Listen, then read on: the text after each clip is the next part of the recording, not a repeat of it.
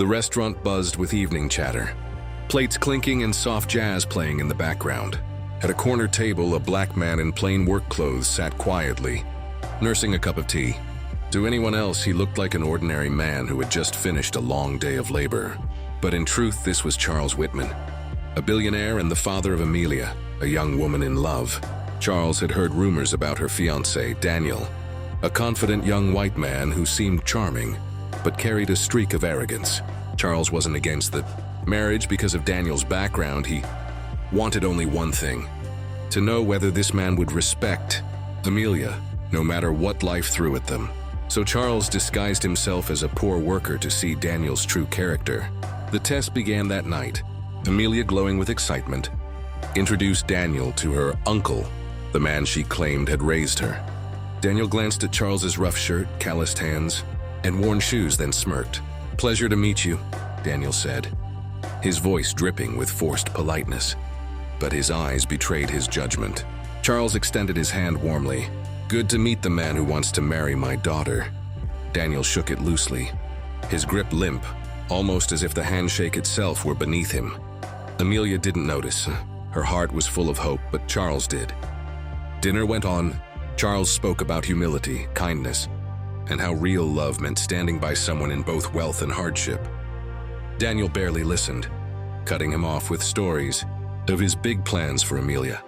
Plans that sounded more like ways to benefit himself than to cherish her.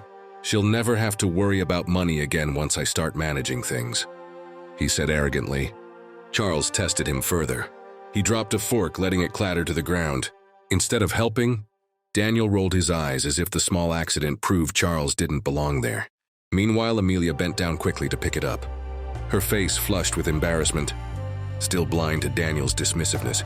The turning point came when the waiter brought the bill. Charles, still playing his role as a poor man, reached for his wallet, but Daniel scoffed. "Don't worry, I'll take care of it. Wouldn't want you struggling to pay," he said loudly, almost mocking. But then he glanced at the total and hesitated, grimacing before reluctantly pulling out his card. It wasn't generosity. It was pride, and everyone at the table could see it. Charles said nothing, but his heart sank. He had hoped Daniel would prove himself, that Amelia's love hadn't been misplaced. Yet the young man's arrogance showed through every gesture. The next day, Charles revealed the truth. He invited Daniel to his estate, an enormous mansion, surrounded by gardens and fountains.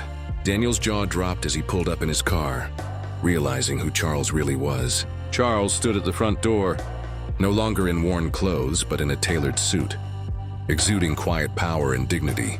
Amelia was by his side, confused but curious. "Daniel," Charles said firmly, "last night you met me as a simple worker. You judged me by my appearance, dismissed my words, and showed arrogance instead of respect." Daniel's face turned pale. I didn't know," he stammered. "That's the problem," Charles interrupted. "Respect isn't about knowing someone's bank balance. It's about seeing the human being in front of you, regardless of wealth or position. And last night you failed that test." Amelia looked at her father, then at Daniel, her heart breaking as the truth sank in. She had seen Daniel's arrogance before, but love had blinded her. Now, exposed so clearly, she could not deny it. Daniel tried to recover. "I can change, I promise."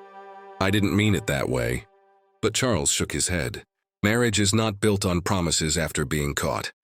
It is built on character revealed in moments when you think no one is watching. My daughter deserves someone who respects her family and treats people with kindness at all times." Amelia, holding back tears, stepped away from Daniel. In that moment, she realized her father's disguise had been an act of love, protecting her from a lifetime of misery. Daniel left, shame written all over his face, his arrogance stripped away by the truth. Later that evening, Charles sat with Amelia in the garden. The sun dipped low, casting golden light on the fountain as he held her hand. "I know it hurts," Charles said gently, "but better to see a man's true nature now than after you've tied yourself to him for life." Amelia nodded, her tears falling silently. "You're right, Dad, thank you for protecting me even when I didn't see the danger." Charles smiled, his heart heavy but proud. "One day, the right man will come, someone who doesn't care about your father's wealth, but loves you for who you are." And with that, Amelia leaned against her father, realizing that true love begins with respect, and that sometimes the hardest lessons are the ones that save us. Moral of the story: hate divides, but kindness heals. True character is shown in how we treat others, especially when we believe they have nothing to offer us. We are all equal as human beings,